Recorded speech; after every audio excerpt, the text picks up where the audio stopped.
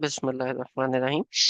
सो आज का जो हमारा सेशन है, session number 3 on parenting, that basically is on the psychology के डिफरेंट टाइप्स ऑफ चिल्ड्रन क्या हैं, या डिफरेंट टाइप ऑफ माइंडसेट्स क्या हैं जो हम अपने बच्चों के साथ करते हैं। प्रीडोमिनेंटली इसके अंदर दो तरह के ऑफस्प्रिंग्स लिए हैं। यहाँ पे हम लोगों ने दो लिए हैं, एंड स्लोली एंड स्टेडीली जिस तरह से हम प्रोग्रेस करेंगे तो हम मल्टीपल चीजों को उठाएंगे, क्योंकि कुरान पाक के अंदर पेरेंटिंग जो है वो स्टेप वाइज नहीं। ठीक है कि देखो पहले तुम लोगों ने ये करना है, फिर ये करना है, फिर ये करना है, ऐसे नहीं है। टॉपिक वाइज कि एक टॉपिक एक जगह पे एक्सप्लेन हुआ है, दूसरे जगह पे दूसरा टॉपिक एक्सप्लेन हुआ है। The whole perspective study, perspective analysis is about finding these regular topics. Although आप लोगों को मे बी फील हो कि हम थोड़ा सा हैphazard मूव कर रहे हैं, या हम मल्टीपल कॉन्सेप्ट्स को अंडरस्टैंड करना चाह रहे हैं, लेकिन जब भी आप कोई भी चीज बेसिक से स्टार्ट करते हो तो यू गेट टू, मतलब you have to have some basic definitions. उन बेसिक डेफिनेशंस को जब हम कंप्लीट करेंगे तो फिर हम लोग इसको स्टेप बाय स्टेप देखेंगे केस स्टडीज के तौर पे कि अंबिया ने अपने बच्चों को किस तरह से रेज किया, and that would be a later session. फिलहाल चूंकि हम थोड़ा सा टॉपिक्स को कवर कर रहे हैं और कुछ माइंडसेट्स को कवर कर रहे हैं, तो this is going to go a bit slow. ठीक है, या यू कैन से कि it would become a bit dry. कोशिश करेंगे कि ज्यादा ड्राई और ज्यादा बोरिंग ना हो, and we actually learn something from it, and I would again try to make it as interactive as possible. वो इंटरेक्टिव अभी आप लोगों ने बनाना है, मैं से पूछ ही सकता हूँ, right? So coming to current topic, the parenting from Quran perspective study, the session number 3। इसके अंदर जो हम डिस्कस करेंगे, we are going to discuss two basic things. एक चीज है वीक ऑफस्प्रिंग। ये वो चीज है जो अक्सर लोग अंडरस्टैंड नहीं करते, और बहुत ज्यादा लोग अनफॉर्चुनेटली वीक ऑफस्प्रिंग्स की कैटेगरी में लाए करते हैं। अगर आप अपने आप को एक वीक ऑफस्प्रिंग कंसिडर करते हो, एक वीक औलाद कंसिडर करते हो, तो it's not too late still.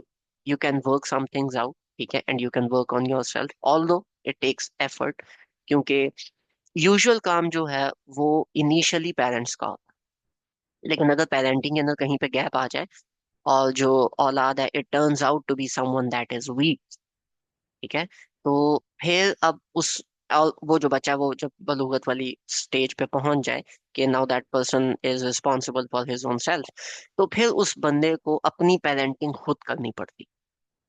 ठीक है, ऑल दो ये वाली जो बात है, is my voice clear guys?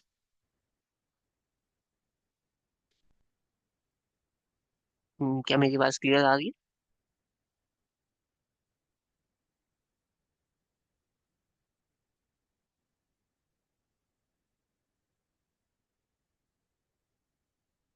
Okay, तो जो वीक ऑफस्प्रिंग का कॉन्सेप्ट है वो ये है कि अगर ये आपके साथ नहीं हुआ, या आपके पेरेंट्स ने आपके साथ ये वाला काम नहीं किया, तो ये काम अभी आपको खुद अपने साथ करना पड़ेगा। This is a problem, this is a big problem. दूसरा, डिफरेंट माइंडसेट फॉर डॉटर्स। जब आपकी बेटी पैदा होती है, तो उसका माइंडसेट और उसके साथ जो एसोसिएटेड चीजें हैं वो बहुत डिफरेंट होती हैं एज कम्पेयर टू अ सन। बहुत सारे लोग हैं जिनको आजकल बेटा और बेटी में फर्क करने का नहीं पता, which is a very wrong thing. दोनों में बहुत फर्क होता है। कुछ ऐसे लोग हैं वो इस तरह का फर्क कर जाते हैं जो कि नहीं करना चाहिए, और जहाँ पे फर्क करना चाहिए उधर वो लोग चुप होते हैं। दीज आर सम थिंग्स जो जिसकी तोक नहीं बनती। आज हम इन दोनों टॉपिक्स को कुरान की नजर से देखने की कोशिश करेंगे और इन दोनों केसेस को अंडरस्टैंड करने की कोशिश करेंगे, right? So moving towards the first thing, let's come towards weak offsprings, right? Again मैं एक दफा दोबारा बता दूं, जो अरेबिक है उसका रेफरेंस हर स्लाइड के ऊपर गिवन है। जो इंग्लिश ट्रांसलेशन है, that this is word to word from Sahih International, मैंने कोई चेंज नहीं किया। अगर कहीं पे चेंज होगा मैं उसको बता दूंगा। जो उर्दू ट्रांसलेशन है, that is from the translation of Bayanul Quran, right? So on the topic of week of springs, let's just start off with this आय, ठीक है? सो नंबर 4, आय नंबर 8 एंड 9। सो नंबर 4, सूरह निसा, खास तौर पे इसका जो कॉन्टेक्स्ट है, इट डील्स विद दी प्रोवियंस, कि जब uh, किसी की डेथ होती है तो उसके बाद जो उसकी विरासत होती है, उसके साथ आप किस तरह से डील करो। अग, अगेन हम विरासत के रूल्स तो समझने आए नहीं, हम तो पेरेंटिंग समझने आए। आपके सामने दो आयत हैं, आया नंबर 8 और आया नंबर 9, ठीक है? आया number 8 is this one, this is ayah number 9, this is the translation of ayah number 8 and ayah number 9। इसके अंदर से कोई बंदा मुझे काइंडली बता सकता है कि वीक ऑफ स्प्रिंग का क्या मतलब? इस ट्रांसलेशन के मुताबिक, आपके मुताबिक, वीक ऑफ स्प्रिंग यानी कमजोर औलाद का क्या मानी है, क्या मतलब?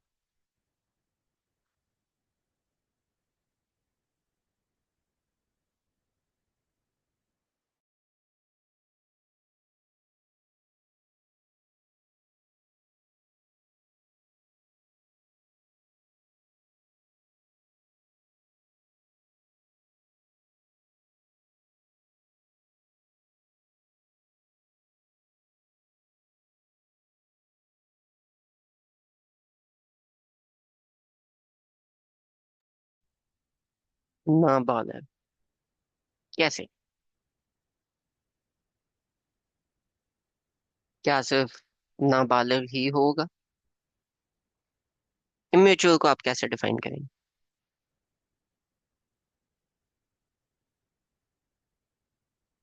आई don't know how mentally weak comes है।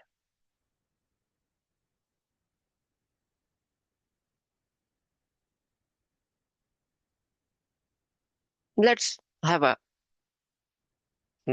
Discussion, okay. डिपेंडेंट फाइनेंशियली और इमोशनली, जो विरासत संभालने के काबिल ना हो। Okay.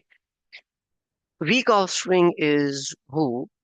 Weak offspring is someone जो who can not take care of themselves, who are not independent yet, right? अब नंबर 8 इस बारे में बात करती है कि जब बाकी रिश्तेदार या ऑर्फन्स, जिनके वालिदैन नहीं हैं, वो आते हैं, या कोई ऐसा बंदा आता है जो ये मिस्कीन है, ठीक है? हम ज्यादा डेफिनेशंस में नहीं जाते, लेकिन मिस्कीन का मतलब है कि उसके पास इतने पैसे नहीं हैं, they these people are in a tough situation. तो इन लोगों के साथ आप इनको थोड़ा बहुत दे दें, ठीक है? और उनके साथ आप काइंडनेस के साथ मारूफ गुफ्तगू करें, ठीक है? काइंड गुफ्तगू करें। और इसको अल्लाह ताला फिर रिलेट करते हैं कि देखो, उनके साथ क्यों आप इस तरह से बात करो, रिश्तेदार हैं, ठीक है, मिस्कीन है, यतीम है, आपने तो नहीं किए। अल्लाह ताला उस उधर हमें थोड़ा सा मोटिवेट करते हुए ये बात करते हैं कि देखो, तुम्हें ऐसे डरना चाहिए जैसे अगर तुम मर जाओ और तुम्हारी औलाद इस काबिल ना हो कि वो अपने आप को संभाल सके, तो उसको किसी ना किसी की तो जरूरत मिलेगी, किसी ना किसी की जरूरत चाहिए होगी, किसी ना किसी की जरूरत होगी उस बंदे को। तो ये जो मिस्कीन है या ये जो यतीम है, ठीक है, जिनको जरूरत है, हु आर डिपेंडेंट, ठीक है, ये वो लोग हैं जिनको आप कुछ ना कुछ दे दो, क्योंकि अगर आप मर जाते और आपकी औलाद उस स्टेट में होती, तो आपको भी तो वही सारे खदशात होते, वही सारे डर होते। अब इस केस में वीक ऑफस्प्रिंग हम ले सकते हैं किसी ऐसे को जिसके पास वक्ती तौर पे पैसे ना हो, ठीक है, जो फाइनेंशियली वीक हो, ठीक है, जो मिस्कीन है, जो आ, जो यतीम है, जिसके पास सपोर्ट नहीं।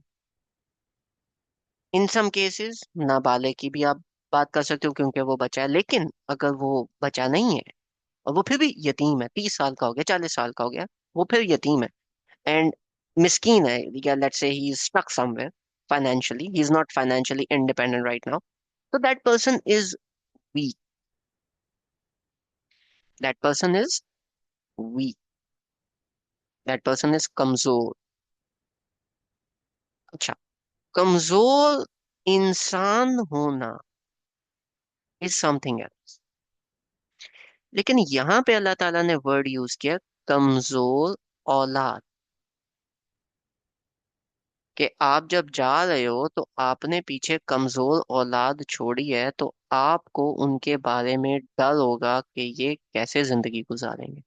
This is a big concern for many parents.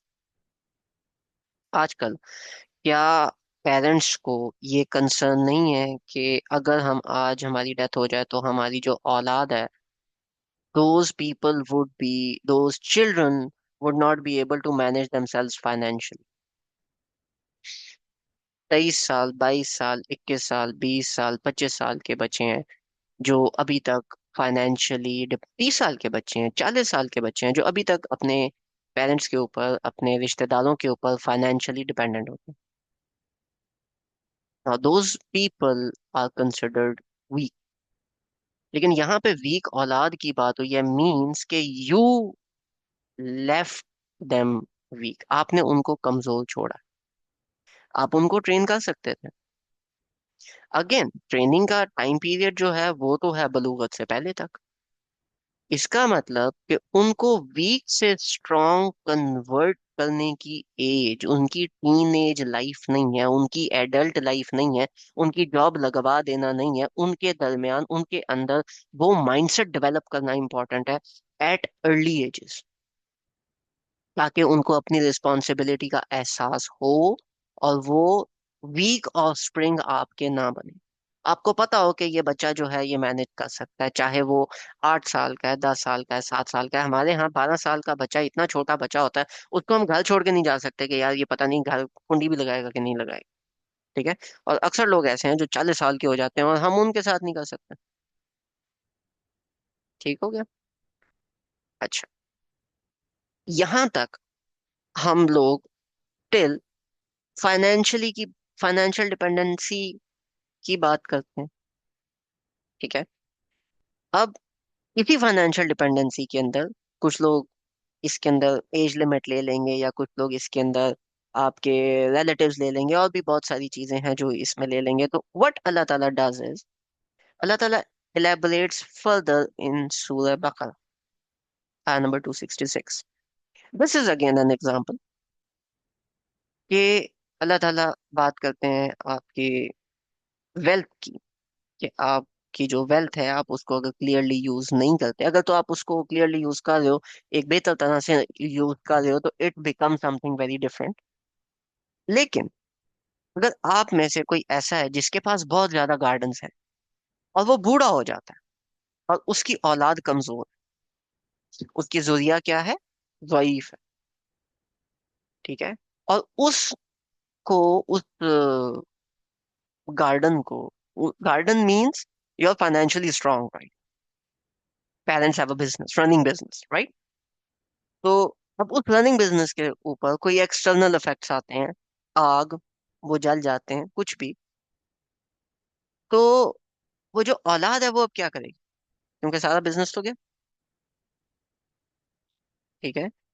तो आप में से कौन सा ऐसा बंदा है जो ये चाहेगा कि उसके पास इतना बड़ा लंबा चौड़ा बिजनेस है, उसने लाइफ में बहुत ज्यादा अचीव किया, और फिर वो बूढ़ा हो गया और उसकी औलाद कमजोर थी, उसके बाद, उस कमजोर औलाद के बाद उस पे कोई ना कोई इस तरह का इफेक्ट आया, अब आप कमजोर थे, आप बूढ़ी एज में थे, तो आप उसके साथ डील नहीं कर सके, आपकी औलाद कमजोर थी कि वो उसको हैंडल नहीं कर सके, उस फाइनेंशियल, एक तो है फाइनेंशियली उसको हैंडल ना करना, अगर बाहर से कोई भी इफेक्ट आता है उनके पास इतनी समझ बूझ और इस्तेताद भी नहीं है कि वो उसको अप एंड रनिंग रख सके। ठीक है। एक छोटा सा झटका आया and it collapsed। Which one of you actually wants this thing to happen? Nobody, right? तो आपने अपनी औलाद को शुरू से जो जो स्टार्टिंग एज है, उसके अंदर उनको इस तरह से ट्रीट करना है कि now they are not weak, now they are strong. Strong करने का क्या तरीका है? स्ट्रांग करने का ये तरीका है कि give them responsibility. An example is, although it's not directly like 100% related, but this one, सूरह आल इमरान की आया है। although ये आया बहुत डिफरेंट है, लेकिन कैन एनीबडी एक्सप्लेन कि हम अपनी वीक औलाद को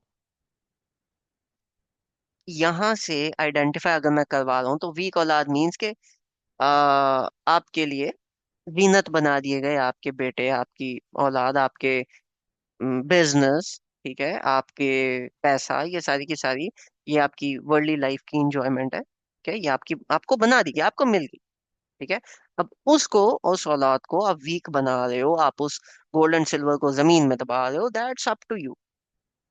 मेरा क्वेश्चन है कि इस आया को अगर हम अंडरस्टैंड करने की कोशिश करें और पर्सपेक्टिव एनालिसिस इसमें से लगाएं, तो क्या इसमें से हम कोई छोटा सा हिंट उठा सकते हैं ऑन हाउ टू कन्वर्ट और weak things, how to convert the worldly enjoyment, how to convert कि हम जो दुनिया की हमारी जीनत की चीजें हैं उनको हम एक्चुअली में अपने काम का कैसे बनाए, how do we make them something which is valuable?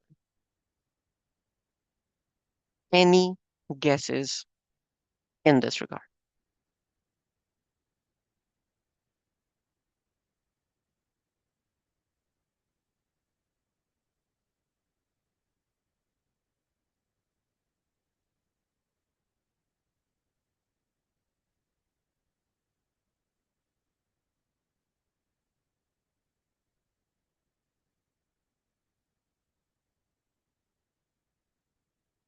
Anybody who wants to speak up, please raise your hands, but think on that.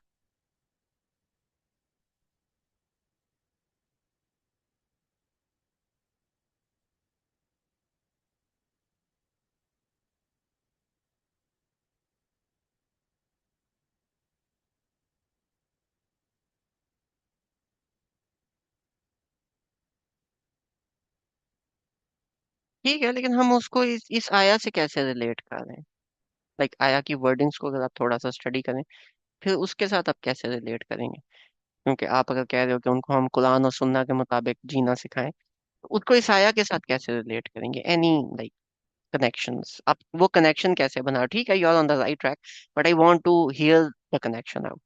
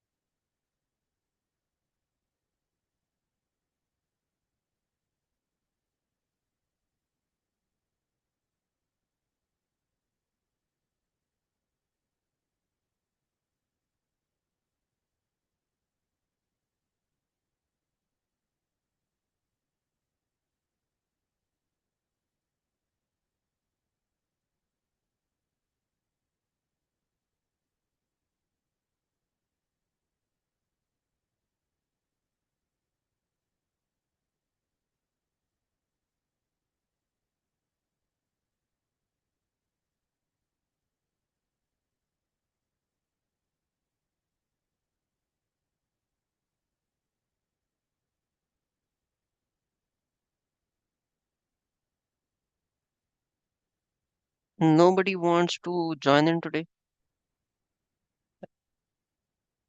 Okay, whatever is given to us in terms of blessings उनको utilise करना है, but हर चीज को अल्लाह ताला की तरफ लौटा दिया जाए in terms of credit, in terms of gratitude. Exactly, कि अल्लाह ताला जो एंड में बात करें, अल्लाह ताला has the best of returns, ठीक है।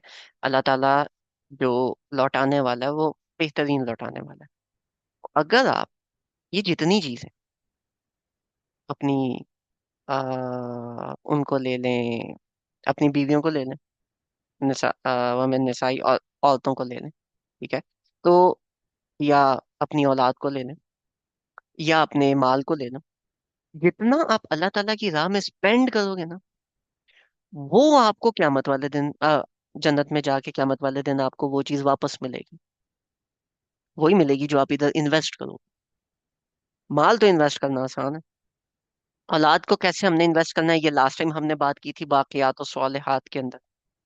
ठीक है, कि औलाद को अल्लाह ताला की राह में स्पेंड करने का तरीका क्या है, कि अल्लाह ताला के ना सिर्फ उनको हम अहकामात सिखाएं, बल्कि उन अहकामात पे चलने के साथ साथ उनकी प्रीचिंग भी सिखाएं कि आप अपनी जिंदगी के मसले मसाइल इधर से कैसे निकाल सकते हो।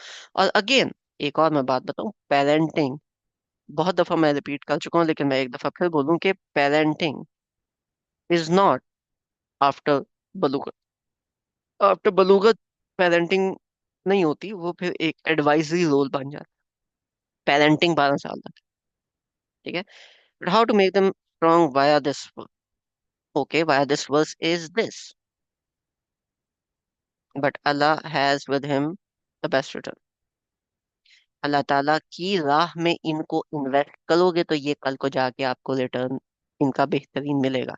एक अगर गोल्ड है या सिल्वर है, आप, पैसा है आपके पास, आप अगर उसको दाएं बाएं स्पेंड कर देते हो, अल्लाह ताला की राह में स्पेंड नहीं करते, वो वापस आपको रिटर्न नहीं मिलेगा। औलाद है, उस औलाद को अगर आपने रिस्पॉन्सिबिलिटी नहीं सिखाई, उस औलाद को आपने रिस्पॉन्सिबल बनना नहीं सिखाया, उस औलाद को आपने प्रॉब्लम सॉल्विंग नहीं सिखाई, उस औलाद को आपने कुरान के मुताबिक, कुरान के मुताबिक दीन गुजारने का मतलब ये नहीं होता बेटा चल उठ 5 टाइम की नमाज पढ़, ये नहीं होता। कुरान के मुताबिक ये होता है कि बेटा देखो, कुरान के अंदर रेफरेंसिंग इस तरह से करते हैं, सर्चिंग इस तरह से करते हैं, आपकी जिंदगी में कोई मसला है, कोई सवाल है, आओ मैं बताऊं कुरान पाक से इसको कैसे ढूंढते हैं, कुरान पाक से इसका रिस्पॉन्स हम किस तरह से ढूंढेंगे। अच्छा बेटा, आप को ये समझ में नहीं आ रहा कि आप एक आपकी क्लास के अंदर कोई मसला आ गया, जेलसी का कोई इशू आ गया, आओ देखते हैं कुरान जेलसी के बारे में क्या बात करता है। मेक कम बिटवीन 1 और 2 stories as an example for younger kids, थोड़े बड़े हैं तो उनको आप खुद बात पे ले जाओ कि देखो अल्लाह ताला हसद के बारे में इधर ये बात करते हैं, इधर इस तरह से अल्लाह ताला ने ये बात की, देखो कुरान में ये चीज ऐसे लिखी है। वंस यू टीच देम कि आपने कुरान और हदीस में से सही हदीस को और कुरान को किस तरह से आइडेंटिफाई करना है और इसके अंदर से आपने रिस्पॉन्सेज किस तरह से निकालने हैं, 4 5 6 10 स्कॉलर्स हैं, आपने उनको किस तरह से स्टडी करना है। फिर आपको औलाद के वीक होने का मसला नहीं है, because they are now becoming self sufficient. अगर आपने उनको बता दिया कि बच्चा आया बाबा, हम लोगों ने ये काम कैसे करना है, बेटा ये काम ऐसे होता है, कि फाइन। अब उस बच्चे के लिए इस्लाम ये नहीं है जो कुरान में लिखा है या जो हदीस में लिखा है, उस बच्चे के लिए इस्लाम वो है जो अम्मा ने कह दिया या जो अब्बा जी ने कहा। ठीक है, इस कॉन्सेप्ट के ऊपर हम लोग इंशाल्लाह नेक्स्ट सेशन के अंदर डिटेल में बात करेंगे।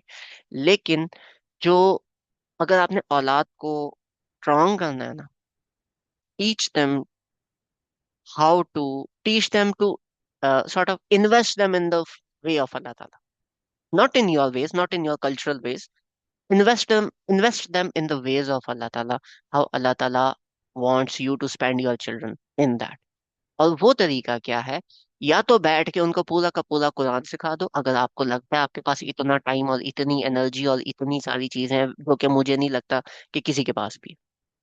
दूसरा तरीका है कि उनको ये सिखा दो कि बेटा कुरान पढ़ते कैसे, कुरान के अंदर से प्रॉब्लम्स और कुरान के अंदर से जब आपने क्वेश्चंस निकालने हैं या क्वेश्चन के आंसर्स ढूंढने हैं, आपकी जिंदगी में कोई भी मसला आता है, आपने वो कुरान से कैसे ढूंढना है आप ये सिखा दो, तो that person himself is going to become self sufficient. उसको आप जितना सेल्फ सफिशिएंट बनाओगे, वो उतना ज्यादा स्ट्रांग बनेगा, वीक नहीं रहेगा।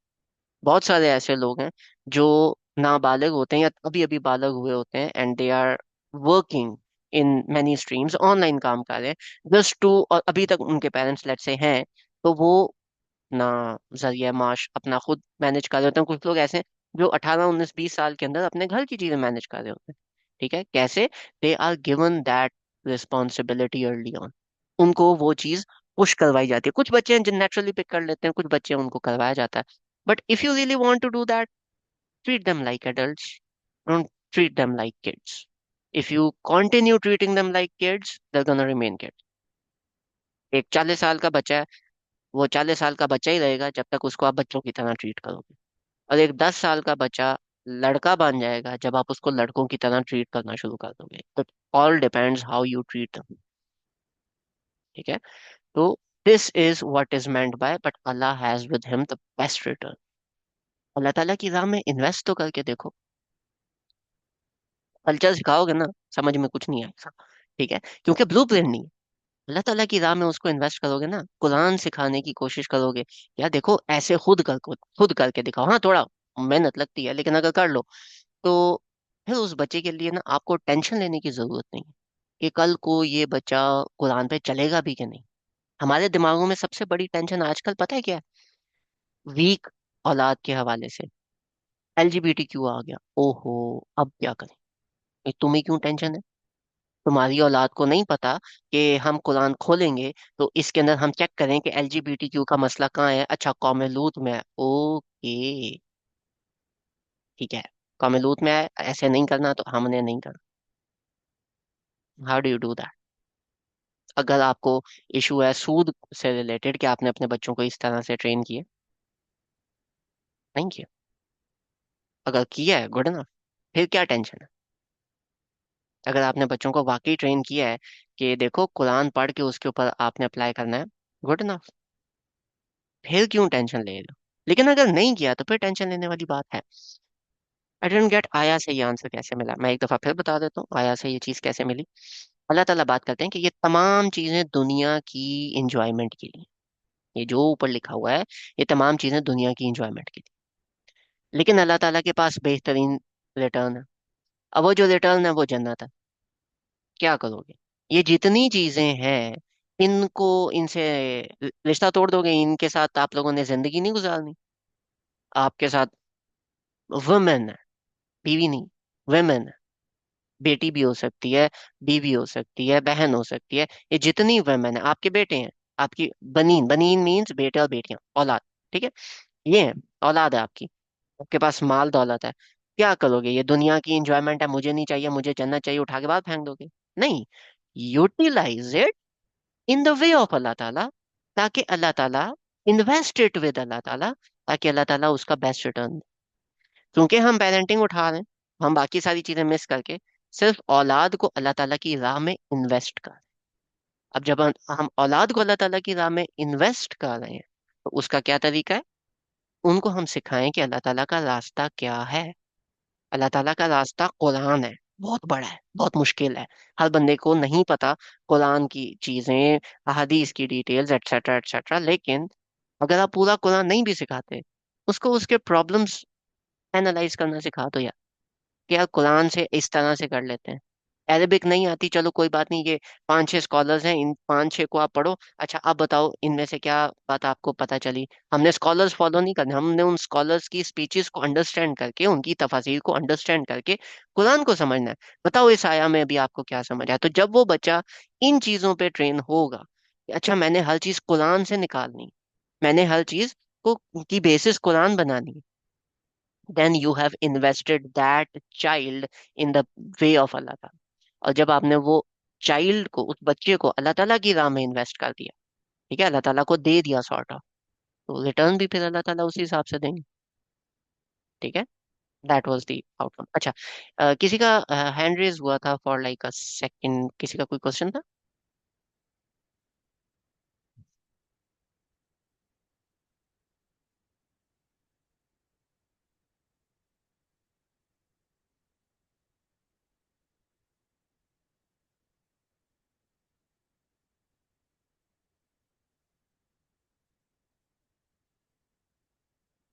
किसी का हैंड रेज हुआ था तो आई फॉरगॉट द नेम। किसी का कोई क्वेश्चन था?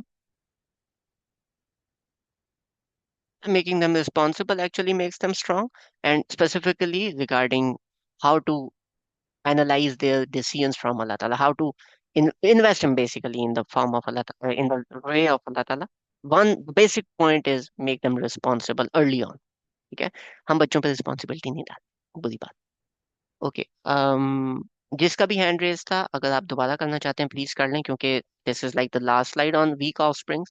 वीक ऑफ स्प्रिंग पे किसी का कोई क्वेश्चन है तो बताएं, अदरवाइज फिर हम बॉयज वर्सेस गर्ल्स या गर्ल्स मेंटालिटी की तरफ मूव करते हैं।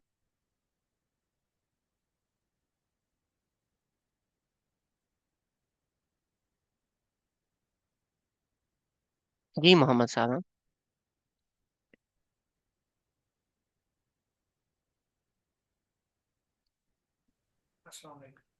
वालेकुम अस्सलाम। बता रहे थे कि 12 साल की उम्र तक हम पेरेंटिंग करते हैं, उसके बाद जो है एडवाइस होती है। तो इसकी कोई एग्जांपल है कि 12 साल तक की उम्र में हम पेरेंटिंग की जाती है, या कोई ऐसा कोई रेफरेंस था कि थोड़ी सी और हमें अंडरस्टैंडिंग हो जाए। बिल्कुल है। हम्म, औलाद को जब भी आप नमाज की ताकीद करो तो उसके ऊपर सही हदीस है कि 10 साल के बाद आप उसको मार सकते हो, बलूगत तक। उसके बाद आप उसको नहीं कुछ कह सकते। क्या ऐसी बात है? जी बिल्कुल है। उसमें क्यों? फिर क्यों? ये कि अर्ली एज में उसके जो माइंड सेट इस तरह होता है कि उस तरह अभी सेट नहीं हुआ होता कुछ इस तरह। तो हम उसको उस चीज़ में डाल सकते हैं, जब उसका जहन पुख्ता हो जाता है तो फिर मुश्किल हो जाती है वो चीज़। देखिए, 15 साल के बच्चे, 15-16 साल के बच्चे जंगे करते हैं। ऐसे ही ठीक है। बिल्कुल। पॉइंट इज कि जब बच्चा बालिग हो जाता है ना, बलूगत से पहले तक आपका रोल गार्डियनशिप है। ठीक है। वो कहाँ जा रहा है, किधर जा रहा है, कैसे जा रहा है, आपने उसके एनवायरनमेंट को कंट्रोल करना है, बाकी हर चीज को कंट्रोल करना है। वो आपका काम है, because as a parent, as a guardian, that's your duty. जब वो बच्चा बालिग हो जाता है, और जब तक वो बालिग नहीं हुआ तब तक उस पर कोई गुनाह नहीं। ठीक है। तो अब वो आपके पास एक ऑप्शन होता है कि आप उसको किस तरह से ट्रेन कर। जब वो बालिग हो गया, अब उसका गुनाह और सवाब उसके ऊपर है, because now he is responsible for every single thing. Means कि आपने अगर उसको बताया है 5 साल, 10 साल समझाई जा रहे हो, नमाज पढ़ो, नमाज पढ़ो, नमाज पढ़ो, नहीं पढ़ता, मार मार के भी वो कहता है मैंने नहीं पढ़ना। अब वो बालिग हो गया, अब आप मार नहीं सकते। लेकिन इसका क्या मतलब है कि अभी आप उसको एडवाइस देना भी छोड़ दो, नसीहत करना भी छोड़ दो? नहीं, अब आप उसको बोलोगे बेटा अब आप बड़े हो गए हो, आपकी मर्जी है, आपने करना है नहीं करना। लेकिन देखो, अल्लाह ताला ने ये चीज की है। अब वो एडवाइस के मल्टीपल तरीके हैं। कुछ को थोड़ा ज्यादा इमोशनल करके करते हैं, कुछ को हम नॉर्मल एडवाइस कर लेते हैं, लेकिन उसके बाद वो जो गार्डियनशिप का रोल है वो खत्म हो जाता है। अभी फिर आपका एडवाइजरी रोल है कि बेटा जिंदगी तुम्हारी है, इसके अंदर जो कुछ तुमने करना है उसका खुमियाजा तुम्हारे ऊपर। मैंने तुमसे कुछ ज्यादा जिंदगी देखी है और मैं तुम्हारा बुरा नहीं चाहूंगा, आई एम योर पेरेंट। मेरे मुताबिक ये एडवाइस है, मेरा मशवरा है। आगे आप खुद बेहतर जानते हो आपने अपनी लाइफ के साथ क्या करना। मैक्सिमम लोगों को ये चीज नहीं समझ आती। हाँ बिल्कुल। बलूगत के बाद जैसे हम जैसे बाकी लोगों को दावत और तबलीग का काम करते हैं, तो वो भी फिर उसी तरह कैटेगरी में आ जाएगा कि हमने एडवाइस करनी है उसको, तबलीग हाँ, करनी है। फिर वो अब बात माने तो ठीक है, नहीं मानता तो फिर उसकी मर्जी, क्योंकि उसका गुनाह फिर उस पे आएगा। हमारा काम है बात समझाना। हमारा काम है तो बात समझाना, बिल्कुल ऐसे। ठीक हो गया, thank you. No problem. Okay, किसी और का कोई क्वेश्चन ऑन दिस टॉपिक, या let's should we move on?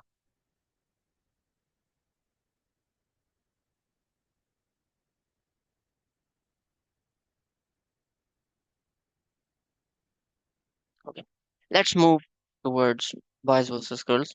It's not actually boys versus girls, it actually is girls, women, daughters. क्योंकि अब ये वाली जो चीज थी ना जो अभी तक हमने की, वीक ऑफस्प्रिंग्स, काफी सारे लोग हैं जो अपने आप को एक वीक ऑफस्प्रिंग कंसिडर करें। 25 साल के हो गए हैं, 30 साल के हो गए हैं, 20 साल के हो गए हैं, 18 साल के हैं, और अभी तक दे आर डिपेंडेंट।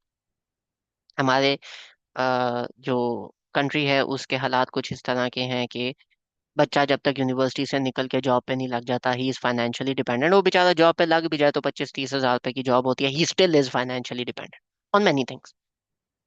और उसी डिपेंडेंसी के अंदर उसकी फिर शादी भी कर दी जाती है। Now he is a weak individual already, what the heck is he गonna do, right? Now that is a big problem. If you consider yourself as a weak individual, अब आपने क्या करना? पेरेंटिंग, वही वाली बात है ना, बैठ के कोने में रोते रहो मेरे अम्मा अब्बा ने ये नहीं किया, तो बेटा वो खत्म हो गई बात। ठीक है, अब तुमने खुद करना है ना, तो खुद क्या करोगे अभी? Because now you you are yourself a weak individual. दो चीजें। Number one, take responsibility and try to be financially independent.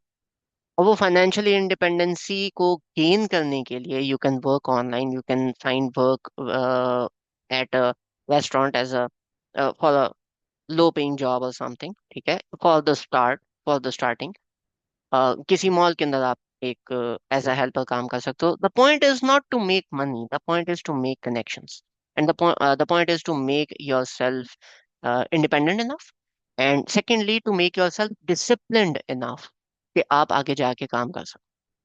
ठीक है। और उसके साथ ऑब्वियसली जो आप पढ़ रहे हो, मैं ये नहीं कहता कि अब्बा जी से फीसें लेना छोड़ दो। ठीक है, जिस तरह से चीज चल रही है that is something different, but make your self aware of all of those responsibilities, and कोशिश करो कि उनको जिस तरह से आप उठा सकते हो आप उठाओ। इट इज नॉट नेसेसरी कि आपकी फील्ड से रिलेटेड ही आपको जॉब मिले, कोई भी जॉब मिल सकती है। अगर आप अभी से अपनी स्किल्स पॉलिश करना चाहते हो, ऑनलाइन बहुत सारे ऐसे काम हैं जो कि आप कर सकते हो, जिनसे आप अर्निंग्स कर सकते हो। बच्चों को ट्यूशन पढ़ा लो, छोटे बच्चों को ट्यूशन पढ़ानी शुरू कर दो। ठीक है। तो learn to have some responsibilities, आपने नहीं करना।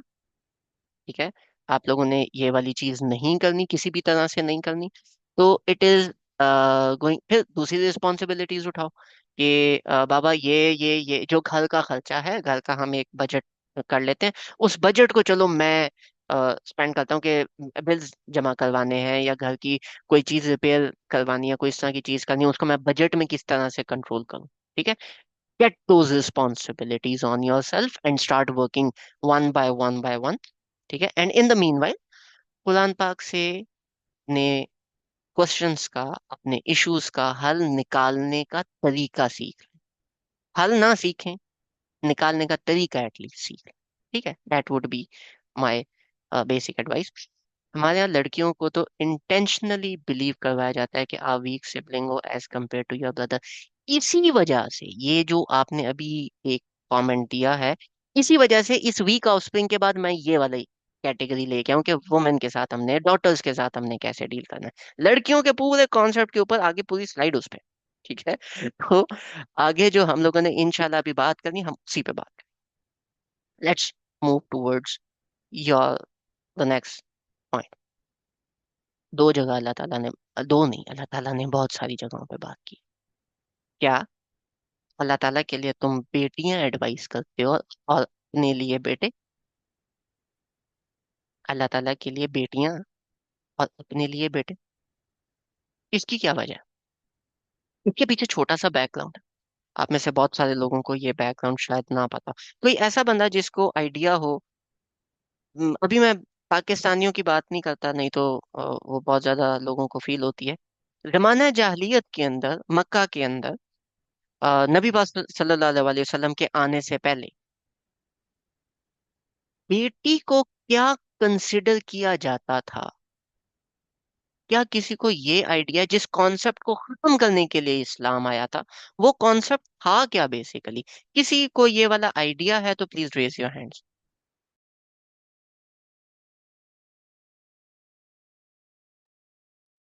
जी मैम, राबिया। अस्सलाम वालेकुम भाई। मैं वालेकुम। इससे पहले जो सा बेटियों को जिंदा दफना देते थे ना, जिंदा क्यों? दरगोर ला देते।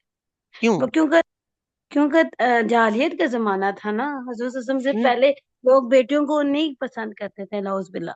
क्यों? बेटों को किया देते थे।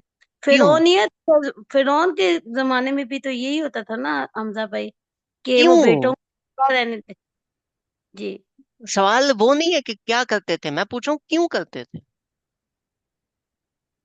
बेटियों ने क्या क्योंकि बिगाड़ा था? क्योंकि उनको इल्म नहीं था ना, जाहिलियत था ना, ना जाहिल लोग। ना ना ना ना ना ना ना, हम्म। इसके पीछे और रीजन भी है। चलो ढूंढते हैं। जी क्या कृष्ण बाजी, व्हाट्स योर आइडियाज? अस्सलाम वालेकुम। वालेकुम अस्सलाम। क्योंकि वो वीक समझते थे लड़कियों को, और वो जो है बुरा समझते थे बेटी पैदा होना। तो जिसके घर में बेटी पैदा होती थी तो उसका शायद मजाक मजाक भी उड़ाया जाता था, ऐसा भी मैंने सुना है किसी से। तो इसलिए जो है वो लोग बेटी पैदा होते ही उसे दफना दिया करते थे। ठीक है, somewhat okay, fine, but not exactly, but चलो somewhat it's fine. Okay. Javeria ma'am, आपने हैंड रेज किया था, फिर आपने हैंड डाउन कर लिया। Any comments?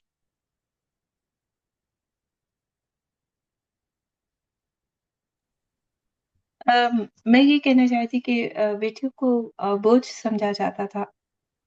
क्यों? अम, जिस तरह से अभी ये सिस्टर ने कहा कि उनको जो लड़कियां होती थी उन्हें वीक समझा जाता था। बात घूम फिर के उधर ही आ गई ना, that it's something very different. Okay, एमन बाजी, your response, you would be the last, इसके बाद फिर मैं बात करूँ। अस्सलाम वालेकुम भाई। वालेकुम अस्सलाम। वो इसलिए वीक समझते थे ताकि ये बड़े मतलब बड़ी होगी तो ये है ना मतलब शर्मिंदगी का बायस बनेगी, कुछ गलत करेगी। और नहीं उनका नहीं एक नहीं ये नहीं भी नहीं था नहीं, ना ना कि ना ना ना ना ना तो ना ना, तो क्या ऐसी था। बात नहीं थी, ऐसी बात नहीं थी। शर्मिंदगी का बायस बनती है, ऐसे कौन सोचता है? नहीं तो ये था ना कि वो उनको फिर देना पड़ेगा, क्या? शादी करनी पड़ेगी शायद इसलिए, शायद शादी? शादी तो करनी बेटों की पड़ेगी, शादी नहीं हाँ करनी थी? शादी करनी पड़ेगी। वो करनी पड़ेगी लेकिन झुक कर रहना पड़ेगा ना। शायद उन लोग वो लोग अनापरस्त थे ज्यादा। जो आई थिंक सो। हाथ धो गई। चलो ठीक है, अच्छा चलो मैं समझा, चल आप मैं समझा। ठीक है, होता ये था, अभी मैं ना जमाना जाहिलियत की बात कर रहा हूँ। ठीक है, तो don't take this as something के हम पाकिस्तान में ये काम करते हैं, हम माशाल्लाह मुसलमान हैं, हम ऐसा कोई काम नहीं करते। मैं पुराने जमाने की बात कर रहा हूँ कि इस्लाम आया था तो वो अभी कॉन्सेप्ट खत्म हो गया। जब बेटी पैदा होती थी तो वो उसको कंसिडर किया करते थे कि बेटा और बेटी, ये दो पैदा हो गए, अब जो बेटा है ये हमारे साथ रहेगा और जो ये बेटी है ये किसी और के पास चली जाएगी। तो जब तक ये बड़े हो रहे हैं, बेटे ने भी वही कपड़े पहनने वही खाना खाना है, बेटी ने भी वही कपड़े पहने वही खाना खाना है, दोनों पे पैसे लगे। बेटे पे जितने पैसे लग रहे हैं वो बेटा मेरे साथ रह रहा है, ये बेटी पे जितने पैसे लग रहे हैं इसने कल को चले जाना है। तो मैं बेटी के ऊपर अगर 10 लाख लगा लूं और मैं बेटे के ऊपर 10 लाख लगा लूं तो वो बेटा चूंकि मेरे साथ रह रहा है तो कल को मुझे इसका फायदा है। और जो बेटी पे मैं 10 लाख लगा रहा हूँ इसने तो कल को किसी और के घर चले जाना है, तो इस पे मैं जितने पैसे लगा रहा हूँ वो जाया जा रहा है क्योंकि कल को इसने कहीं और जा, राइट? तो मेरा इसके साथ कोई फायदा फूदा तो कोई है? पहली चीज, शुक्र है हम पाकिस्तान के अंदर ये वाला काम अभी नहीं करते, पुराने जमाने की मैं बात कर रहा हूँ। दूसरा पॉइंट, ये जो बेटी है ये जब एक दफा चली गई, ये जब एक दफा चली गई तो जैसे दुकान पे आप कोई माल बेच देते हो ना और वो वापस आ जाए तो आपको दुख होता है कि यार मेरा माल defect, how dare they, reputation पे बात आ जाती है। अगर मेरी ये बेटी चली गई और ये वापस आ गई, मेरा माल डिफेक्टिव, मेरी बेटी में वापस कैसे आ गई? तो वो उनको बताते थे, देख पुत्र, अब तू जहाँ जा रही है ना आएगा उधर से जनाजा, ठीक है, तू जिंदा रह, तू मर, तू जो मर्जी कर, तू उधर ही आ, वापसी का कोई सीन नहीं। और जहां तक बेटे की बात है, उसकी अगर डाइवोर्स होती है, कोई इस तरह की चीज होती है, तो हम तो माल वापस करने जा रहे हैं, हमें कौन सी शर्म, नहीं सूट हुई हमारे साथ, ठीक है। ये वाली एम्बेरसमेंट, ये वाली एम्बेरसमेंट नहीं थी कि बड़े होकर कुछ करेगी, नहीं, एम्बेरसमेंट ये थी कि ये चली गई और कल को कोई इस तरह की चीज हुई और ये वापस आ गई, वो भी एक बहुत बड़ा मसला है। एम्बेरसमेंट ये थी। शुक्र है अभी पाकिस्तान में ये कुछ नहीं होता। अगला पॉइंट, जब ये जा रही थी ना तो अब आगे से ये वापस ना आए, आप इसको कैसे इंश्योर करो? इसको आप ऐसे इंश्योर करोगे कि अगलों इसको इतने पैसे दे के भेजो, इतने पैसे दे के भेजो कि वो जो अगले हैं ना उनकी जिंदगी भी सुकून में गुजर जाए।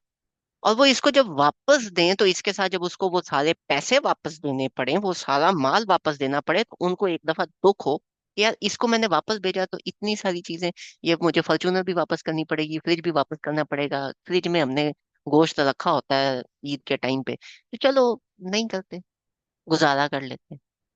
जिस चीज को आजकल हम जहेज कहते हैं, शुक्र है पुराने जमाने में था, हमारे टाइम पे नहीं होता। तो ये वाला वो काम किया करते थे, राइट? और ये काम करने के बाद वो पता है आगे से क्या करते थे, कि देखो इसको तो जहेज दे के भेजा था ना, बेटे का तो जहेज नहीं था ना, अभी चूंकि बाप मर गया है, उसकी विरासत के अंदर से चूंकि बेटी को जहेज हम ऑलरेडी दे चुके हैं, तो बेटी का हिस्सा विरासत में तो है नहीं, क्योंकि उसको तो जितना देना था वो पहले दे दिया, ये हम बेटे को देंगे। इस्लाम आया, इस्लाम ने बोला कि देखो, जहेज गया भाड़ में, तुमने कोई बेटी को गिफ्ट देना है और बात है, जहेज गया भाड़ में, उनको विरासत में हिस्सा दो। क्यों? विरासत में बाप मर गया और बाप गरीब है तो कोई पैसे नहीं मिल रहे, बाप अमीर है तो चलो सबको पैसे मिल गए क्योंकि बाप तो गया, नॉर्मल जितने पैसे हैं डिवाइड हो गए, इट्स फाइन। लेकिन अगर बाप जिंदा है और आपके पास पैसे नहीं है, और आपका पड़ोसी है उसके पास बहुत ज्यादा पैसे हैं, ठीक है, और एक नॉर्मल बंदा है, वो रिश्ता देखने आता है, आप बेटी के अलावा कुछ नहीं दे सकते, अगले बेटी के साथ डीएचए का प्लॉट देते हैं, वो किस तरफ ज्यादा मायल होगा? उसकी तरफ। क्या एम्बेरसमेंट हुई, यार मेरे पास तो माल ही नहीं, मैं अपनी बेटी की रुखसती कैसे करूँ? वो बेटी पैदा बाद में होती है, जैसे ही पता चले बेटी है तो जी इसका जहेज इकट्ठा करो। This was the problem. ये उनका माइंडसेट था जमाना जाहलियत वाला। वो इन सारी एम्बेरसमेंट्स और इन सारी चीजों से डरते हुए कहते थे कि इस बेटी को आज ही मार दिया जाए तो इतनी सारी इन्वेस्टमेंट और फ्यूचर टेंशनों से हम बच जाएं। ठीक है, ये माइंडसेट था उन लोगों का। जब आज पाकिस्तान में किसी का बेटा पैदा होता है ना, तो हम जाके कहते हैं मुबारक हो, और जब बेटी पैदा होती है ना तो हम कहते हैं इंशाल्लाह अगली दफा बेटा हो। बंदा जूती उतार के 10 मारे गिने एक। ठीक है, ये माइंडसेट है हमारा हमारी बेटियों को लेकर, गलत फटे, राइट। अगली चीज, अब वो बेटी आ गई, आप ले आए, शादी करके ले आए, पैसे खत्म हो, आपके पास पैसे हैं नहीं, बेटी का बाप अमीर, आपकी बीवी, आपके जो ससुर जी हैं, he has like a decent business going, मैं खुद मांगूंगा तो ये अगले बोलेंगे कि मैं भिखारी हूँ। फिर हम क्या करेंगे? फिर हम ये करेंगे कि हम अपने पैसों को बीवी को नहीं बताएंगे, और उसको जाके बोलेंगे देखो बड़ी तंगी चल रही, मुल्क के तो हालात बहुत ही खराब, अब हम क्या करें? यार पैसे, पैसे तो किसी तरफ से आ नहीं सकते ना, हमारे रिश्तेदारों में तो किसी के पास कोई पैसे नहीं है, चलो कोई नहीं, कुछ अरसा फाके कर लेंगे, खुद जाके रोल पाटे खा के आएंगे, घर पे खाने को कुछ नहीं है। क्यों? वो बेटी तंग होके अपने बाप से पैसे ले, और वो जो बाप है जिसने बेटी दी है, वो टिल एंड पैसे ही बेचारा दे रहा है कि मेरी बेटी को कोई तंगी ना हो। हम लहुल बुनातु व लकुमुल बुनून बनून, मतलब अरब के लोग पता है क्या कहते थे? ये फरिश्ते अल्लाह ताला की बेटियां हैं और हमारे बेटे। अब हम इन बेटियों की इबादत करेंगे, लात मनात उज़्ज़ा, फीमेल नेम्स, हम इनकी इबादत करेंगे। ये अपने वालिद साहब यानी अल्लाह ताला से अगर डिमांड करेंगे, बेटियां लाडली होती है ना, ये डिमांड करेंगे, अल्लाह ताला मना कैसे करे? सोच चेक की है उन लोगों की, किस लेवल की अमेजिंग किस्म की सोच थी। ठीक है, अगेन वही बात है, इस्लाम आ गया, हम सारे मुसलमान हैं ऐसा हम थोड़ी सोचते हैं, पुराने जमाने के लोग थे, घटिया लोग। अब हम क्या करें, राइट? जो मैंने बातें की ये सारी अभी आगे और ज्यादा रिलेट, कैसे? ये तो दो आयत मैंने बताई, जो नीचे वाली है, दिस इज फ्रॉम सूरह नजम। ये केस है पूरा, सूरह नंबर 16 आया 149 से लेके 159 तक। क्या? कि नबी पाक सल्लल्लाहु अलैहि वसल्लम, ये इनसे पूछो, इनसे आप पूछो कि तुम्हारे रब के पास बेटियां हैं और तुम्हारे पास बेटे हैं, और जब हम अब फरिश्तों को फीमेल बना रहे थे तो तुम देख रहे थे। हम्म, ये सब कुछ झूठ है जो तुम कहते हो, तुमने बस खुद से बनाया हो। ठीक है, अल्लाह की औलाद, तो तुम मतलब सोचते भी हो कि क्या कह रहे हो। और ऊपर से, ठीक है, उसने बेटियों को चूज किया बेटों के ऊपर, तुमने ये जजमेंट दी भी कैसे? ठीक है, इसका मतलब ये नहीं है कि अल्लाह ताला ने अगर बनाना होता तो अल्लाह ताला बेटे चूज करते। नहीं नहीं नहीं नहीं नहीं। सवाल ये है कि ये बेटी और बेटे के दरमियान कंपैरिजन आया कहाँ से? ठीक है, या तुम्हारे पास कोई प्रूफ है, कोई किताब में कोई बात आई है तो बताओ। और ऊपर से ये लोग फरिश्तों की जहाँ जहाँ फरिश्तों की बात नहीं करते, उधर अल्लाह ताला को जन्नात के साथ जोड़ देते हैं। ठीक है, तो अल्लाह सुब्हान है, अल्लाह ताला पाक है इन सारी चीजों से जो ये कहते हैं। ये उनका माइंडसेट। ठीक है, ये जमाना जहालियत के लोगों का माइंडसेट, कि वो इतने आगे चले कि वो फरिश्तों को अल्लाह ताला की बेटियां बना देते। अब हम मुसलमान हैं, अच्छे लोग, हम अल्लाह ताला की बेटियां फरिश्तों को थोड़ी कंसिडर करेंगे। और हमजा भाई, आपने जो अभी बात की कि जमाना जहालियत के अंदर ये वाली बातें होती थी, तो ये आपने किधर से उठाई है? पहली बात, तफासिर में यही लिखा है। दूसरी बात, तफासिर छोड़ो, कुरान में लिखा हुआ। ठीक है, दिस इज एन एग्जाम्पल। सूरह नंबर 43, आई थिंक सूरह सफात है, आयत नंबर 16 से लेके 18 तक, 3 आयत। दोबारा से बात उधर से ही शुरू हो रही है। ठीक है, कि अल्लाह ताला ने ले लिया है जो कुछ उसने बनाया था, बेटे और तुम्हारे लिए बेटियां, और तुम्हारे लिए बेटे छोड़ दी। हम्म, अल्लाह ताला ने अपने साथ मानूस कर ली हैं बेटियां, और तुम्हारे लिए चूज किए हैं बेटे। ये क्या, के बड़े मजे की बात है। ठीक है, और ये ना, अगर ये वाली आया पढ़ के शर्म ना आए ना, तो बेशर्मों की तरह डूब। वो क्या है? आया नंबर 17। और जब उनको कुछ खबरी दी जाती है ना अल्लाह ताला की तरफ से, ठीक है, तो वो उनके जो चेहरे हैं ना, वो गम में स्याह हो जाते। बेटी की बात होगी, और बेटी को अल्लाह ताला खुशखबरी कह रहे हैं। ठीक है, कि जब बेटी के बारे में किसी को पता चलता है ना, तो वो बड़ा अपसेट हो जाता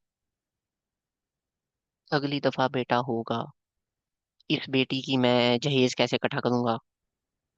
ठीक है, इसको पढ़ाना लिखाना भी पड़ेगा, इसके लिए रिश्ते भी ढूंढने पड़ेंगे। वो परेशान हो जाता है। सीधी बात, दो फटे हूं, लेकिन वो परेशान हो जाता है। इस परेशानी के रिस्पॉन्स में बेटियों को ये लोग बड़ा कैसे करते हैं? बेटियों की ब्रॉटअप किस तरह की जाती है इन लोगों की तरफ से? So is one bought up in ornaments. उनको जेवरात, अच्छी अच्छी चीजें दी जाती हैं कि क्या चाहिए बेटा बताओ। घूमने जाना है, चलो चले। बेटा किधर जाना है? इधर आ, तुझे मैं बताता हूँ। बेटी पूछ रही है कहाँ जाना है? अच्छा इधर जाना है, चलो मेरे साथ चलो। अच्छा ये चाहिए, चलो इसके साथ लेके चलते हैं। ठीक है, चलो ये चाहिए, इसके साथ लेके चलते हैं, चलो। अच्छा आपको ये वाला ड्रेस चाहिए, चलो आओ आपको मैं ड्रेस लेके देता हूँ। वो बेटी इस तरह से ब्रॉटअप की जाती है, जबकि while being during conflict unevident, लेकिन जब मशवरे की बात आती है तो उसको कहा जाता है कि बेटियां ऐसे मामलों में बात नहीं करती, अंदर चले जाओ। जब बात करने की बात आती है, जब एविडेंस की बात आती है, जब एक्चुअल डिबेट की बात आती है, जब उसकी राय की बात आती है, जब कहीं पे कोई मशवरे की बात आती है, जब कहीं पे कोई लड़ाई हो जाती है, जब कहीं पे कोई अनबन हो जाती है, तो बेटियों को कहा जाता है तुम्हारे सुनने की बात नहीं है, अंदर चले। और वैसे हमने उसको दुनिया जहान की हर चीज ला के दी। ये कौन से बाप करते हैं, ये कौन से पेरेंट्स करते हैं? ये वो करते हैं जिनकी जब बेटियां पैदा होती हैं तो वो परेशान हो जाते। क्यों? क्योंकि बेटी की पेरेंटिंग के अंदर तो हम लोगों ने बस ये बताना है कि तुम खाओ पियो पैसे उड़ाओ, कल को एक शहजादा आएगा ढेर सारे पैसे लेके आएगा, तुम्हें उसके साथ ब्याह दिया जाएगा, टेंशन ही कोई नहीं तुम्हारी जिंदगी की। अभी बाप के पैसे पे आशी, बाद में शौहर के पैसे पे आशी, तुम्हें कुछ नहीं करना। बच्चे पैदा होंगे, उन बच्चों को किसी तरह पढ़ा लिखा के 12 साल का कर देना, अल्लाह अल्लाह खैर सलाह। और कोई काम ही नहीं, ज्यादा से ज्यादा काम क्या है, बेटा रोटी बनाना सीख लो, कपड़े इस्त्री करना सीख लो, तो फेटे मुंह तुम्हारे। उसको बात करना सिखाओ, उसको अंडरस्टैंड कर। हाँ, women are emotional, I get it, they are not that logical, I get it, लेकिन that is not the case 100% of the time. वो जो खवातीन हैं उनको, बेटियों को अगर आप सिखाते हो कि देखो अपनी राय इस तरह से आप बयान करोगे, ठीक है, अपनी राय में वजन आप इस तरह से डालोगे, उसको जब भी घर में कॉन्फ्लिक्ट होता है उसको इन्वॉल्व करो उसके अंदर। ये ना बोलोगे बेटा चलो अंदर जाओ, ठीक है। जब उसको कोई जेवरात या किसी चीज के बारे में देने की बारी आती है, उसको भी तो बताओ कि बेटा ये बजट है, इस बजट के अंदर देखो आपने कैसे रहना है। बेटों की तैयारी का बजट जो है वो बहुत कम होता है, बेटियों का ज्यादा होता है। क्यों? राइट। तो this is the thing on how a different mindset is required to raise daughters. These are not similar. Boys are different, girls are different. लेकिन अगर कोई बंदा गर्ल्स को इस तरह से डिफरेंट कर रहा है कि बस इनको चीजें लेके दो और इनको घर बिठा के रखो और इनको हमने प्रोटेक्ट करना है हर तरफ से, तो फटे मुंह आपके, क्योंकि आप उसको एक ऐसी जगह पे पैम्पर कर रहे हो कि कल को वो कहीं की भी नहीं रही। उसको ट्रेन करना इम्पोर्टेंट है, ठीक है, वो ट्रेनिंग कोई नहीं दे। Going forward, surah number 16, ayah number 59, again starts off with the same thing. अल्लाह ताला के लिए बेटियां और इनके लिए जो इन्हें चाहिए, starts off with the same thing, ठीक है। And then it moves towards something different, और जब किसी को बेटियों के बारे में पता चलता है तो उसका चेहरा दुख से सिया पड़ जाता। पिछली आया में भी सेम कवर किया। आगे क्या है? वो लोगों से बचता फिरता है जो उसको जो अच्छी खबर मिली, ठीक है। सुई माँ बुशिरा भी, जो उसको बशारत मिली, जो उसको अच्छी खबर मिली है, वो उसके वजह से लोगों से डरता फिरता है और सोचता है कि यार ना ही होती तो बेहतर। मैं कैसे इस बच्ची को रेस करूंगा, बेटा होता मेरी मदद करता, ऐसे करता वैसे करता, बेटी के साथ मैं क्या करूं। बड़े नेक लोग हैं, पर चलो इस तरह के लोग भी। Coming towards something different, same topic but something different. ओ या यूहन नबी, ए नबी सल्लल्लाहु अलैहि वसल्लम, अपनी बीवियों और बेटियों को बोलो कि अपने आप को ढांप लें, ढक लें, बेसिकली अपने आप को कवर करें हिजाब में। ये बेहतर है। यानी कि जो पीछे बात हुई ना, यहाँ पे ऑर्नामेंट्स की, जीनत की, जेवर की, को दिखाने की जरूरत नहीं है। अपनी बेटियों को बोलो कि उसको कवर करें।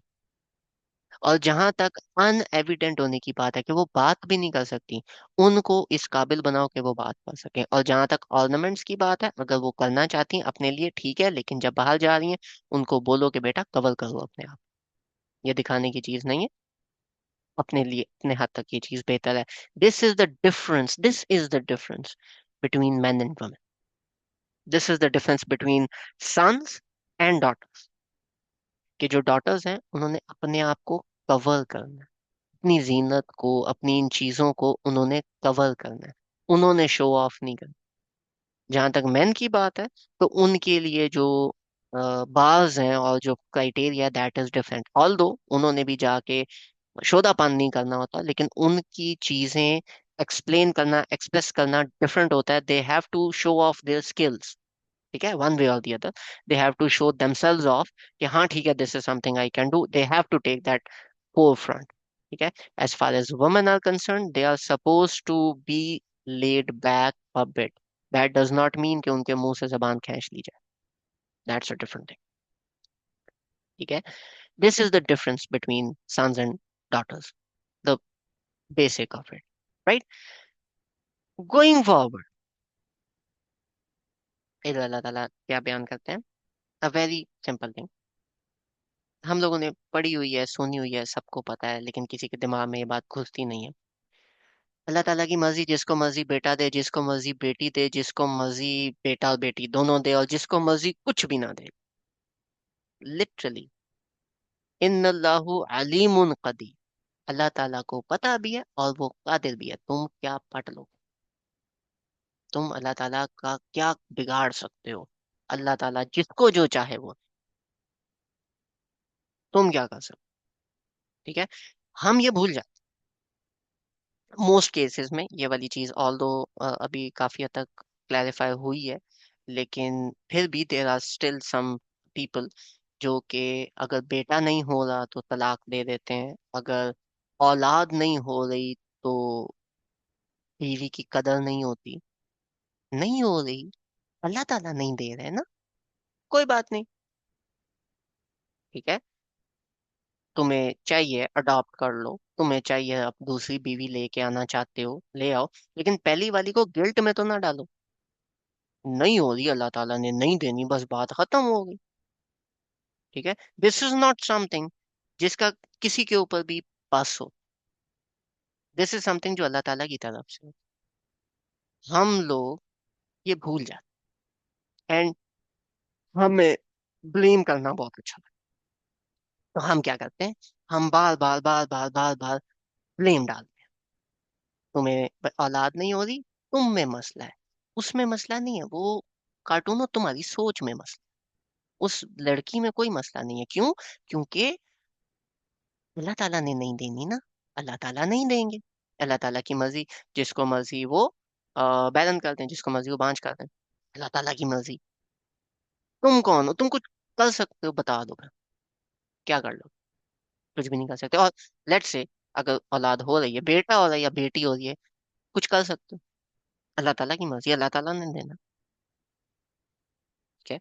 तो इसलिए बहुत सारी ऐसी चीजें जिन पे हमें अल्लाह ताला के ऊपर रिलाई करके अल्लाह ताला के ऊपर चीजें छोड़ देनी चाहिए।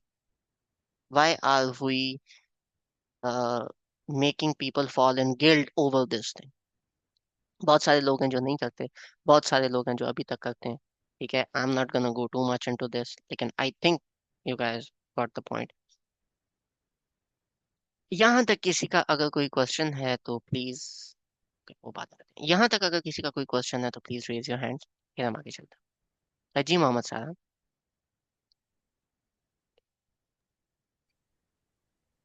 अच्छा, ये जो सूरह अहज़ाब की आयत नंबर 59, इसको थोड़ा सा अगर आप एक्सप्लेन कर दें, क्योंकि उनमें थोड़ी सी लोगों को कन्फ्यूजन होती है जो कि चेहरे के पर्दे के हवाले से, क्योंकि ये घर से बाहर जो है वो पर्दे का हुक्म है, अहकामात में से है। तो अगर आप इसको अपना इनपुट इसमें दें तो बेहतर होगा। देखिए, मेरा इनपुट कोई नहीं है, फिक्र का सवाल है, और फिक्र के मुताबिक दो केसेस हैं। एक कहते हैं कि नहीं, चेहरे का पर्दा जो है वो फर्ज है।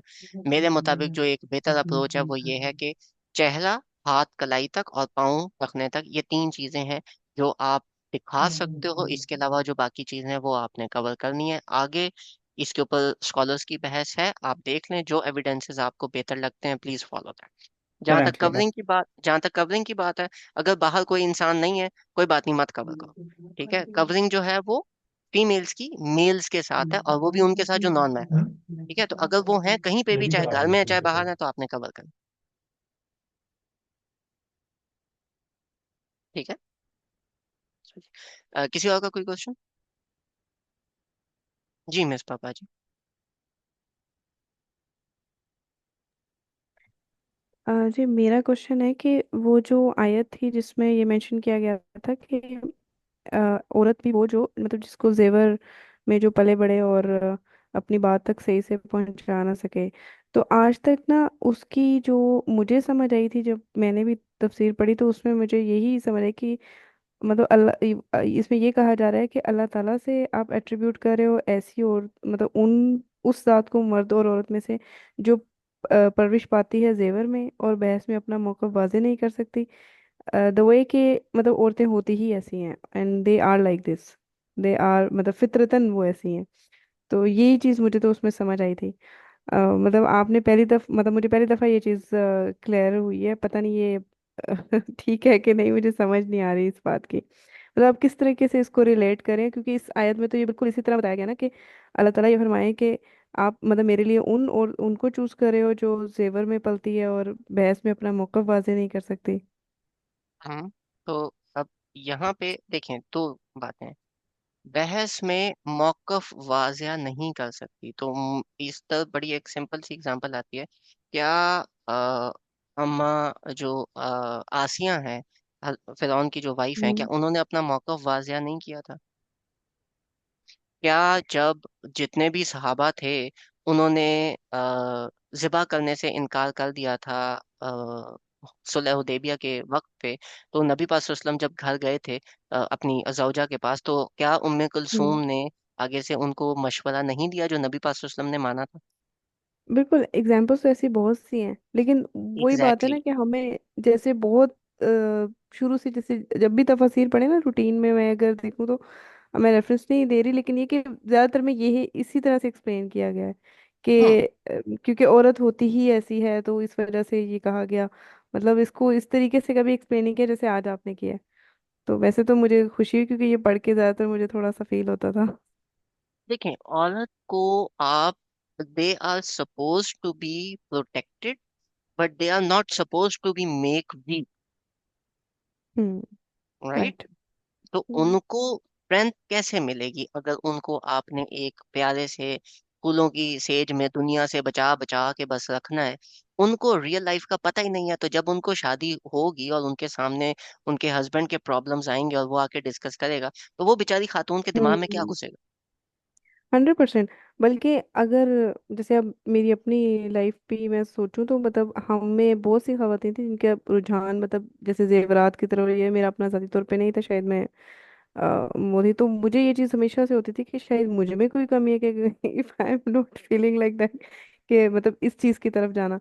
तो ठीक है, मैं बिल्कुल समझ गई, बिल्कुल सही बात है आपकी कि मतलब फितरतन तो औरत ऐसी नहीं बनाई अल्लाह ताला ने, उसको भी बिल्कुल इंसान ही बनाया है।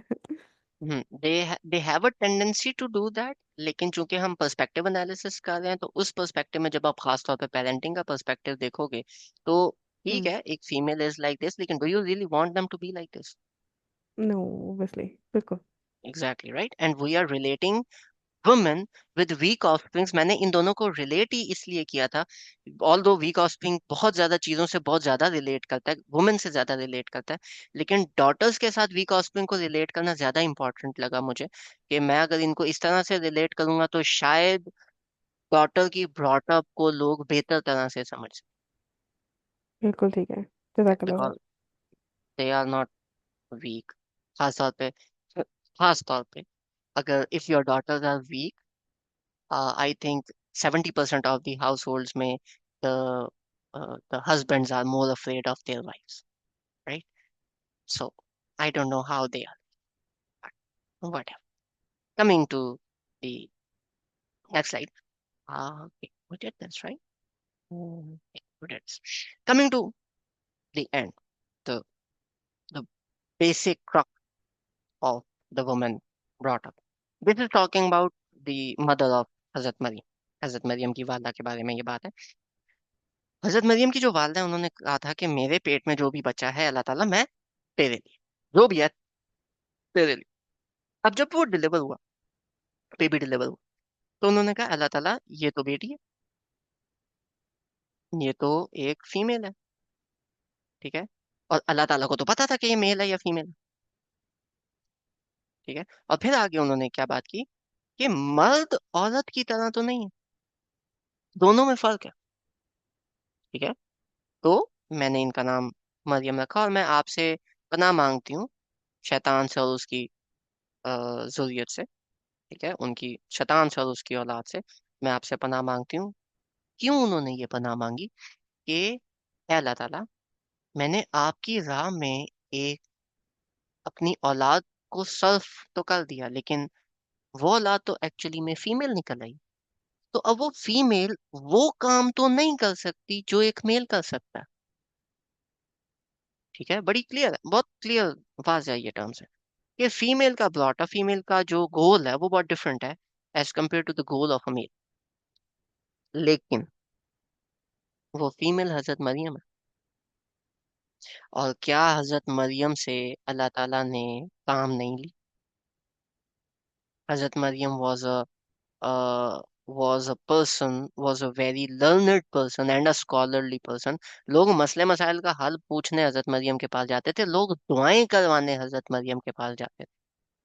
ठीक है, she is the mother of हजरत ईसा। जहां पे भी हजरत ईसा की बात आती है, ईसा इब्न मरियम उनका नाम लाजमी आता है। ठीक है, अब वो क्यों आता है, कैसे आता है, दैट इज वेरी डिफरेंट। हम अगर हमारे पास टाइम हुआ इंशाल्लाह हम हजरत मरियम के ऊपर कंप्लीट केस स्टडी करेंगे as a raising of daughters and all. ठीक है, लेकिन फिलहाल जो बात हमें ऐड करने वाली है वो ये है कि although the women, the daughters are not a weak offspring, लेकिन उसका मतलब ये नहीं है कि उनको लड़कों की तरह पालना शुरू कर दें। लड़कों का गोल और ऑब्जेक्टिव डिफरेंट है, लड़कियों का गोल और ऑब्जेक्टिव डिफरेंट है। They both have to be raised according to those objectives. जो उनके काम है, जो उनके आउटकम्स हैं, जो हम उनसे ऑब्जेक्टिव्स लेना चाह रहे हैं, उनकी जो रेजिंग है या उनकी जो पेरेंटिंग है वो उनके ऑब्जेक्टिव ओरिएंटेड करनी चाहिए। मर्द के ऑब्जेक्टिव्स डिफरेंट होते हैं, उसके ऊपर हम लड़कों की पेरेंटिंग करेंगे। वुमेन के ऑब्जेक्टिव डिफरेंट होते हैं, उनके ऊपर हम वुमेन की पेरेंटिंग करेंगे। लेकिन दोनों में से किसी को वीक नहीं बनाना, दोनों में से दोनों को हमने responsible from the early age बनाना। ठीक है, अब आ जाते हैं, बड़ी इंपॉर्टेंट एक बात है, लड़कों का और लड़कियों के ऑब्जेक्टिव्स में डिफरेंस क्या है। ठीक है, बहुत लंबी बहस है इसके ऊपर, और जब हम आगे अभी केस स्टडीज करेंगे तो वो case study to be honest age wise objective wise ही होगी।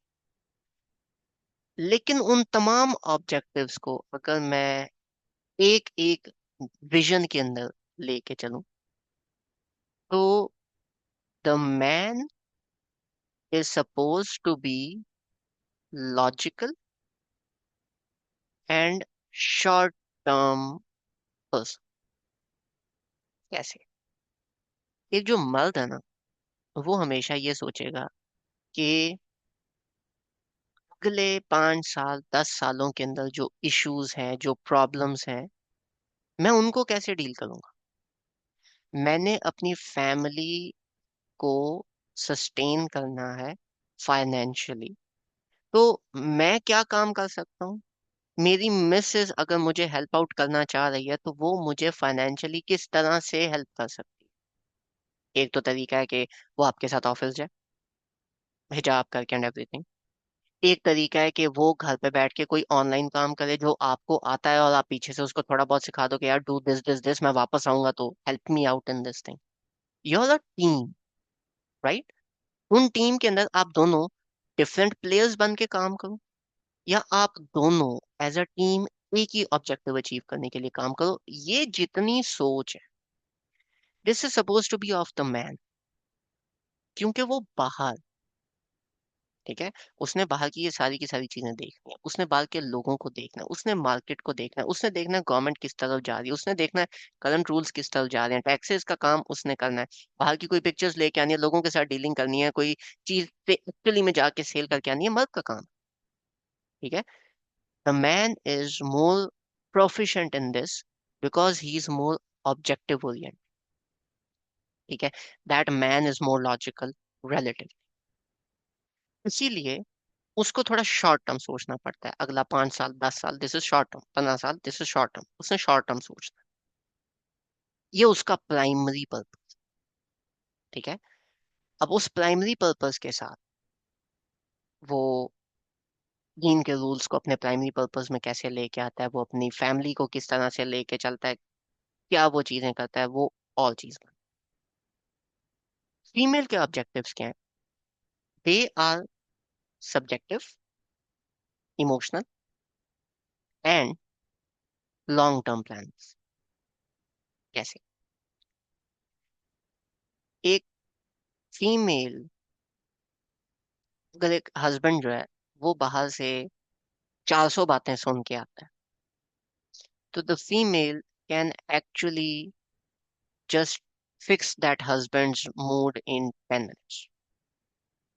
ठीक है? How do women do that? I don't know. But they have that power.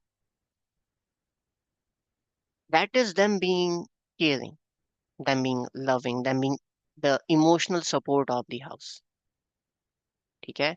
वो जो एक प्यार का एक वो जो बैलेंस होता है ना, एक सेंस ऑफ कामनेस जो आती है, वो वुमेन के थ्रू आती है।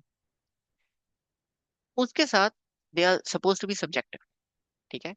उन्होंने जब भी मशवरा देना है, उन्होंने ऑब्जेक्टिव्स नहीं देखने, उन्होंने लॉजिक नहीं देखने, उन्होंने कहना है मुझे ये पसंद है, बात खत्म। ठीक है? वो एक थी, एक बात थी ऑनलाइन, आई हर्ड समवेयर कि लड़कियों से जब पूछो ना कि मेरी बंदे ने एक मिसाल दी थी कि मेरी बीवी मेरे पास है, मुझे कहती मैंने आईफोन लेना है। मैं कहा जी आईफोन क्यों लेना है? उसने कहा कवर क्यूट होते हैं। ठीक है, कर लो। उसने कोई ऑब्जेक्टिव, कोई उसके यूजेस, बैटरी लाइफ, उसने कुछ नहीं, उसने कवर क्यूट हो बस। ठीक है, मुझे चाहिए। Women are usually subjective in this. हाँ, मुझे ये चीज अच्छी लग रही है, मुझे चाहिए, बात खत्म। लड़के जो है ना, वो अच्छी से ज्यादा लॉजिक के ऊपर थोड़ा ज्यादा चलते। However, women are long term planners, men are not. Men are stupid in this regard. कैसे? मर्द जो है ना, वो देखेंगे कि अभी मैं ये वाली चीज कर लूं तो मेरे ना महीना गुजर जाए। औरत सोचती है कि मैं ये वाली चीज अगर ले लूं तो मुझे अगले 10 साल जरूरत नहीं पड़ेगी। Women think like that, they have the mindset कि मैं जो ये चीज ले रही हूं ना, ये परमानेंट, अब यही है। ठीक है, इससे आगे अब कुछ नहीं। जो ये जो परमानेंसी है ना, this is very important for women. Why? Because they have to raise children. और वो जो चिल्ड्रन है, मर्द का क्या होता है? आज पार्क गए, आज चले गए, कल की कल देखेंगे। वो जो मदर है, वो क्या सोचती है, आज पार्क गए हैं, ये कल फिर जिद करेंगे, ये परसों फिर जिद करेंगे, इसको मुझे सीधा करना पड़ेगा। ठीक है? आज अगर इनको इस स्कूल में डाल दिया और उस स्कूल के अंदर टीचर ने कोई एक हल्की सी कोई बात कर दी जो कि उसके माइंड से वैसे ही स्लिप हो गई और उसने बच्चों के सामने कर दी, माँ ने उस बात का बतंगड़ बना देना कि तूने ये बात की कैसे, ये आज तूने ये बात की, 10 साल बाद इस बात का ये मतलब निकलेगा तुम्हारी ऐसी की तैसी। They are sensitive because they have to raise their children for the future, not for today, not for tomorrow, not for 10 years, for 35 years. क्योंकि वो बच्चा 25 साल बाद जाके उसने मार्केट के अंदर कोई काम करना है। Women think like that, man don't. Man are like, पेट भर गया, घूम फिर आए, जाके सो जाओ। तो थक के आ रहा है, लंबा चौड़ा ट्रिप था। ठीक है? What does the dad do? Comes home, कैसा था ट्रिप? बड़े मजे का, चलो शाबाश, खत्म, डैड का काम खत्म। व्हेन अम्मा कम्स, वो भी उसी ट्रिप से उतनी थकी आई है, क्या अम्मा जी के मुंह पे होता है? जूते बाहर उतारना, सॉक्स इधर उतारना, कपड़े उतार के फलानी जगह हैंग करो, स्लीपिंग सूट सेट करो। वो अम्मा उसको क्या ट्रेन कर रही है? वो उसको डिसिप्लिन सिखा रही है। अब्बा जी को ये चीजें नहीं, वो उसका होता है देख आज का हो गया, कल का कल देखेंगे। अम्मा जी का होता है इसकी रूटीन खराब हो गई ना, ये बिगड़ जाए, ये आज खराब हो गई, ये पूरी जिंदगी बिगड़ जाएगा। ठीक है? दोनों केसेस ऐसे नहीं होते, बच्चे कहीं पे मिडल में चल रहे होते हैं, इसीलिए मदर और फादर दोनों की पेरेंटिंग कंबाइंड इंपॉर्टेंट होती है। कहीं पे अम्मा जी थोड़ा ज्यादा कर रही है, अब्बा जी पकड़ लेते हैं, कहीं पे अब्बा जी थोड़ा ढील ज्यादा दे रहे हैं, अम्मा जी पकड़ लेती हैं। तो ये दोनों चीजें इसी तरह से चलती हैं। ठीक है? तो वुमेन की जो पेरेंटिंग है, that is more on the mindset and ideology development. हम नहीं करते। हम क्या कहते हैं? रोटी, कपड़े, सफाई, बस यही है, और प्यारे लगना। इन 4 चीजों में लॉन्ग टर्म कुछ नहीं। मैन का माइंडसेट होना चाहिए, करंटली जो तुम्हारे पास जो मल्टीपल स्ट्रीम्स ऑफ इनकम है, तुमने उसको देखना है, तुमने इमोशनल नहीं हो जाना, कंपनी के साथ शादी नहीं करते होते, तुमने उसको देखना है कि तुम्हारे लिए इस वक्त बेहतर क्या है, ठीक है, और फ्यूचर में उसकी क्या छोटी मोटी इम्प्लीकेशंस हो सकती हैं, उसको आप किस तरह से जंप करोगे। वक्ती तौर पे अपने हालात देखो, उनको बेहतर करने के बारे में सोचो, अपने करंट रिसोर्सेज को कैसे यूज करना है इसके बारे में सोचो। मर्दों को ये नहीं बताया जाता, मर्दों को सिखाया जाता है देखो फलानी जगह काम करोगे, इधर से एक्सपीरियंस मिलेगा, उसके 10 साल बाद तुम फलानी पोस्ट पे पहुंच जाओगे, उधर बहुत ज्यादा पैसे हो जाएंगे, फिर तुम उसके बाद इंश्योरेंस ले लेना, तो वो इंश्योरेंस जो है वो जब तुम मरोगे तो तुम्हारे बच्चे अमीर हो जाएंगे। तो हम ऐसे उस बेचारे की लॉन्ग टर्म इन्वेस्टमेंट, उसकी लॉन्ग टर्म ट्रेनिंग चल रही होती, जबकि उसको सिखाया जाना चाहिए तुम्हारे करंट रिसोर्सेज को तुमने कैसे यूटिलाइज करना है इन दी मोस्ट इफेक्टिव मैनर। ये फ्लिप है, ऐसे नहीं होना चाहिए। Women is a bit towards long term, men are towards short term. This is what it is meant by this. इस पे हम फर्दर जब डिस्कस करेंगे आगे, जब हम केस स्टडीज करेंगे, तो इसके यही बातें हैं जो फर्दर एक्सप्लेन होती जाएंगी। ठीक है, जो फर्दर अल्लाह ताला बात लिटरली खोल खोल के एक्सप्लेन करेंगे, ये भी देख लो, ये भी देख लो, ये भी देख लो। वो आहिस्ता आहिस्ता इंशाल्लाह जैसे सेशंस आगे जाते हैं तो we would get towards that. ठीक है, I hope that answers the question. So just a summary. ठीक है, number 1, make your children into an investment towards Allah ताला obviously. And number 2, daughters are different but not inferior. That's why they are supposed to be raised differently. ठीक है, just ठीक है, घंटा 1.5 घंटा हमने जाया किया, लेकिन ये 2 बातें अगर ये बात समझ में आ गई, good enough, right? So now, anybody have any questions? The forum is open for that. Jazakumullah khair. Anybody who wants to leave, they can. Thank you everyone for listening. See you all next Sunday, same time. Jazakumullah khair and Allah Hafiz.